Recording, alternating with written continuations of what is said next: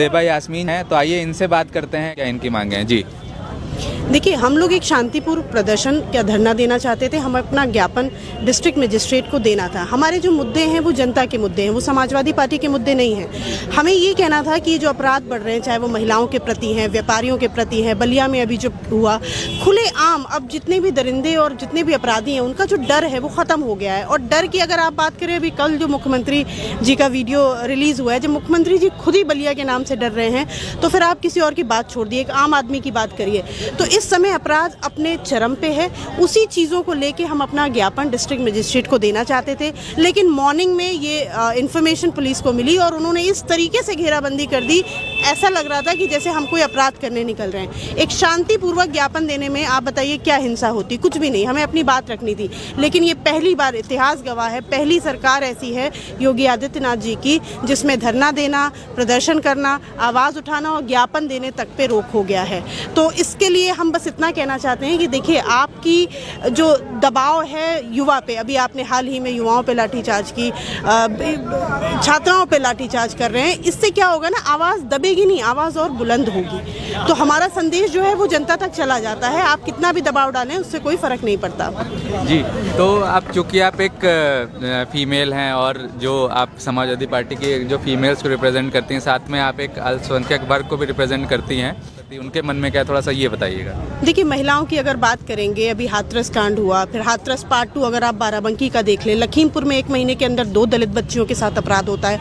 भदोही के अपराध की बात कर लीजिए। अपराधों की अगर हम लोग लिस्ट बनाएंगे तो ये पार्ट 1, पार्ट 2, पार्ट 3 इस तरीके से पूरा सीरीज बन जाएगा अगर योगी आदित्यनाथ के कार्यकाल की आप बात करेंगे।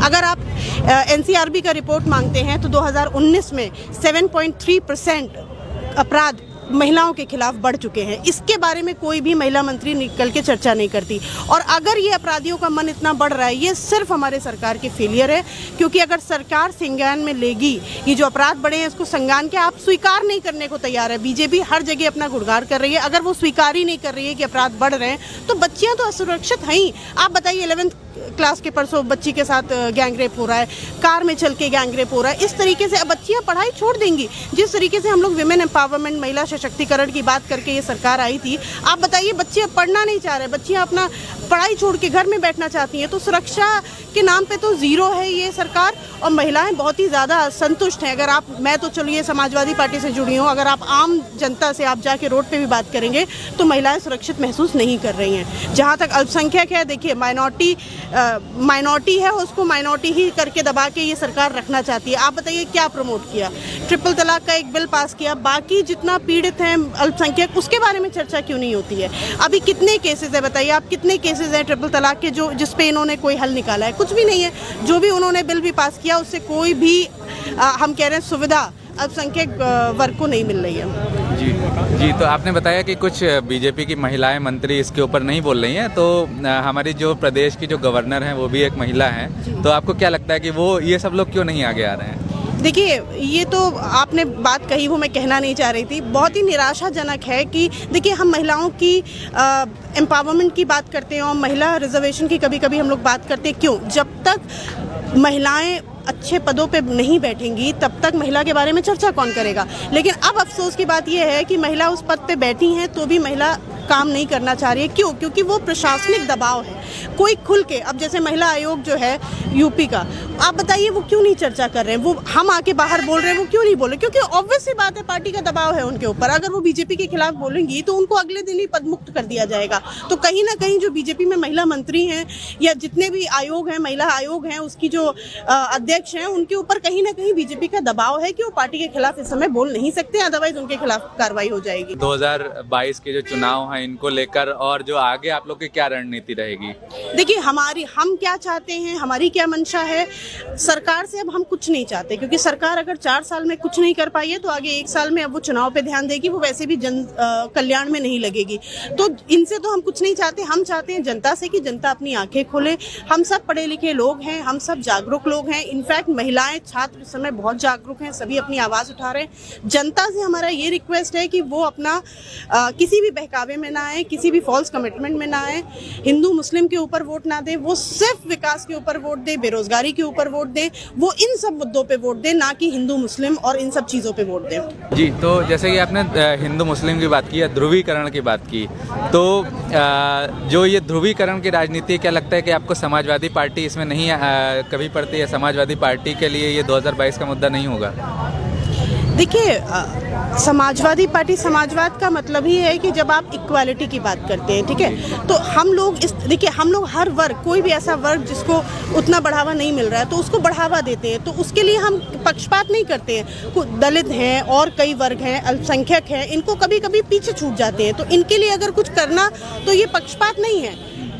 जनरल कैटेगरी अगर आप देखिए उत्तर प्रदेश में रहते हैं जितने भी दलित हैं, अभी जितने भी अत्याचार हो रहे हैं, अभी हाथरस में जो हुआ, अगर बिटिया दलित ना होती तो आपको लगता है इतना बढ़ चढ़ के प्रशासन उसके ऊपर अत्याचार कर पाता? नहीं कर पाता। तो कहने की बात है कि हम 21वीं सदी में रह रहे हैं और सब एक बराबर है, कंधे से कंधा मिला के चले, लेकिन हमारी मानसिकता अभी वो नहीं हुई है। हम सिर्फ कहने के लिए इक्वालिटी की बात करते हैं, वो है नहीं। तो हम लोग अगर माइनॉरिटी को या दलित को आगे बढ़ाते हैं, मतलब ये नहीं कि हम पक्षपात करते हैं, अभी भी उन्हें ज़रूरत है, मनोबल उनका बढ़ाने की ज़रूरत है। जहाँ तक बात बीजेपी की है, उनके मुद्दे ही यही हैं। वो सिर्फ, आप बताइए, दलित के मुद्दे पे, हिंदू मुस्लिम पे इतना किया, क्या किया बताइए? माइनॉरिटी के लिए इतना, माइनॉरिटी से इतना वोट मांगा, सब किया। माइनॉरिटी के लिए एक चीज़ बता दीजिए, कहाँ रिजर्वेशन दे दिया, कहाँ माइनॉरिटी विमेन को? अब माइनॉरिटी विमेन के लिए अगर वो बिल पास करा रहे ट्रिपल तलाक, उससे अच्छा तो हम कह रहे हैं वो माइनॉरिटी को, विमेन को रिजर्वेशन दे दो ना। आप कहीं पर रिजर्वेशन दे दो, हमें जॉब दे दो, हमें किसी चीज़ पे डिपेंडेंट होने की ज़रूरत ही नहीं पड़ेगी।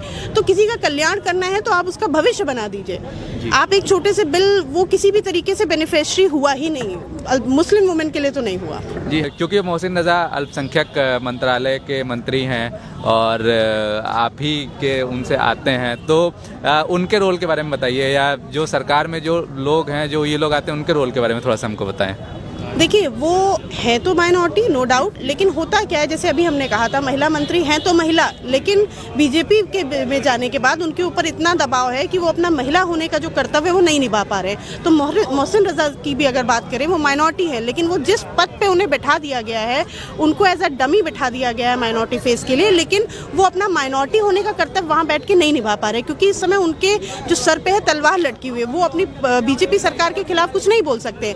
भाई हज है, अब आप हज के मैटर पे क्यों बढ़ा दी गई भाई? क्यों सब्सिडी हटा दी गई? क्यों टैक्स उस पे बढ़ाया जा रहा है? ऐसे ही आप आसाम में देख लीजिए, मदरसे पे आवाज़ उठ रही है कि अब हम धार्मिक पढ़ाई नहीं करेंगे। अब वहाँ से आवाज़ उठेगी तो अब पूरे इंडिया में फैलेगी, वो उत्तर प्रदेश तक भी आएगी। तो अभी तक जो चीज़ें चल रही हैं, आपको सारी प्रॉब्लम्स क्या है मदरसों से? भाई मदरसे जो चल रहे हैं उसमें धार्मिक पढ़ाई चल रही है, वहाँ पे इंग्लिश, कंप्यूटर, हर चीज़ की सुविधा है। अगर आपको करना ही है तो उसी मदरसे को आप अपग्रेड कर दीजिए ना, तो उन्हें अच्छी बात है। चाहे वो किसी भी रिलीजन की जो होली बुक होती है, कुरान हो, गीता हो, बाइबल हो, उसमें किसी भी लाइन में आप कुछ भी हिंसा या कोई गलत चीज़ नहीं पाएंगे।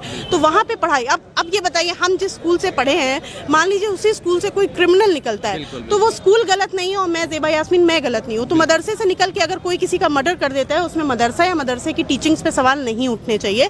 अब्दुल कलाम जी की आप बात करें, मैंने खुद कुरान शरीफ ख़त्म की है, आप बताइए मैंने ऐसी कौन सी गलत बात बोली है? हमारे स्कूल्स में, चाहे वो कॉन्वेंट एजुकेशन हो चाहे मदरसा हो, कहीं पे भी कोई गलत बात नहीं पढ़ाई जाती है। बाकी एक इंसान के मानसिकता में क्या चल रहा है, वो कल को बड़ा होकर मर्डरर बनता है, उसके माहौल में क्या है, उससे आप किसी इंस्टीट्यूशन को ब्लेम नहीं कर सकते। तो ये थी हमारे साथ ज़ेबा यास्मीन जी, जिन्होंने तमाम मुद्दों पर अपनी बेबाक राय रखी। कैमरा पर्सन शुभम के साथ में हर्षवर्धन, वॉक्सी टॉक्सी के लिए।